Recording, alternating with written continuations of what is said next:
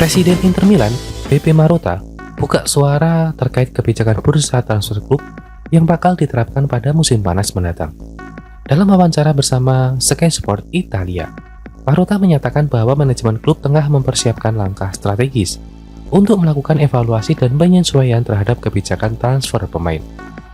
Sejak bergabung dengan Inter Milan pada tahun 2018, usai meninggalkan Juventus, Marotta dinilai berhasil mengubah wajah klub menjadi kekuatan yang diperhitungkan, baik di kancah domestik maupun Eropa.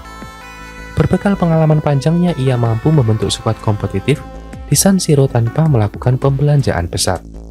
Strategi transfer yang ia terapkan lebih menitik beratkan pada perekrutan pemain bebas transfer serta pembelian pemain dengan biaya efisien. Namun demikian, pendekatan tersebut memiliki sisi lain yang perlu diperhatikan. Banyak dari pemain yang direkrut dalam era kepemimpinan Marotta berada pada usia 30 tahun ke atas.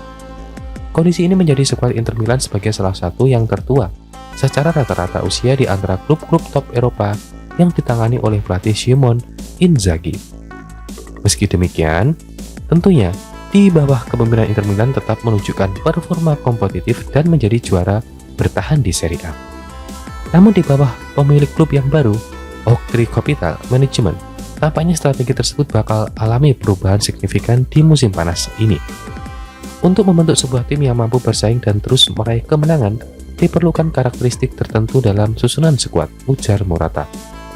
Lebih lanjut, Marotta menyebut jika manajemen Inter Milan bakal lebih memprioritaskan pemain muda untuk didatangkan. Kami membutuhkan kombinasi antara pemain muda dan pemain berpengalaman. Fondasi yang terdiri dari pemain-pemain lokal Italia harus tetap dijaga. Fokus kami adalah melakukan peremajaan skuad dan secara bersamaan menekan beban gaji klub. Oleh karena itu, dalam bursa transfer mendatang, kami berkomitmen untuk berinvestasi pada pemain-pemain muda yang memiliki potensi besar, pungkas Marotta. Dengan pernyataan tersebut, Inter Milan kian berpotensi besar mendatangkan kapten timnas Indonesia JICES pada bursa transfer nanti. Dalam laporan sebelumnya disebutkan bahwa tim pemandu bakat Inter Milan sudah memantau langsung penampilan JICES bersama Venezia FC. Secara usia, JICES masih tergolong muda, yakni 24 tahun dan sudah memiliki jam terbang di Eropa cukup banyak. Musim ini JICES juga jadi pilihan tak tergantikan di lini pertahanan Venezia FC dengan torehan 30 pertandingan dan mencetak 2 gol di semua ajang.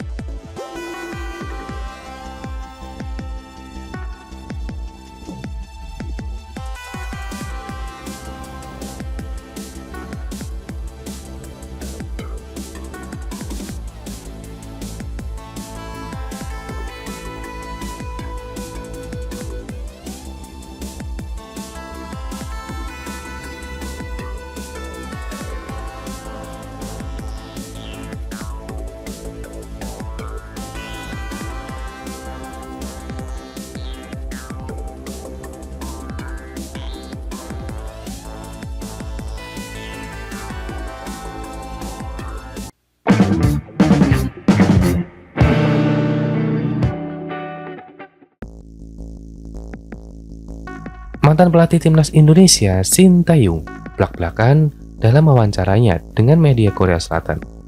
Sintayong mengungkapkan bahwa kemenangan timnas Indonesia 2-0 atas Arab Saudi dalam grup C putaran ketiga kualifikasi Piala Dunia 2026 zona Asia pada 19 November 2024 menjadi momen terbaiknya selama 5 tahun menangani Rizky Ridho dan kawan-kawan.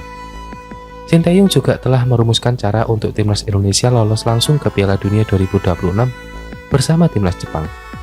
Saat itu timnas Indonesia berada di peringkat ketiga klasemen grup C dengan 6 poin, hanya tertinggal 1 angka dari timnas Australia di posisi kedua. Namun, timnas Indonesia memiliki poin yang sama dengan timnas Arab Saudi, timnas Bahrain, dan timnas Cina yang bertengger di bawahnya. Sementara Jepang menjadi penguasa grup C lewat nilai 16.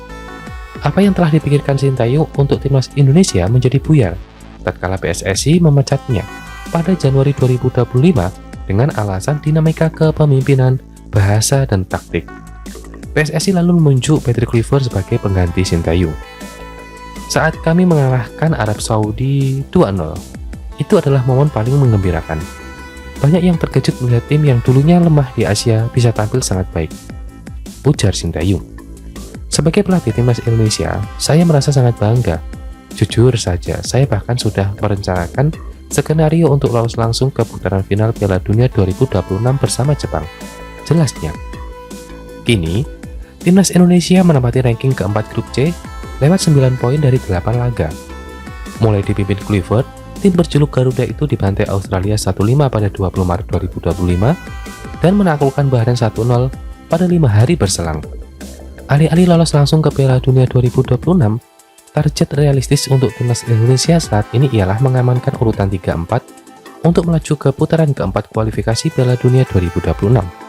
Timnas Indonesia kini tertinggal 4 angka dari Australia di posisi kedua dan 1 poin dari Arab Saudi di peringkat ketiga grup C.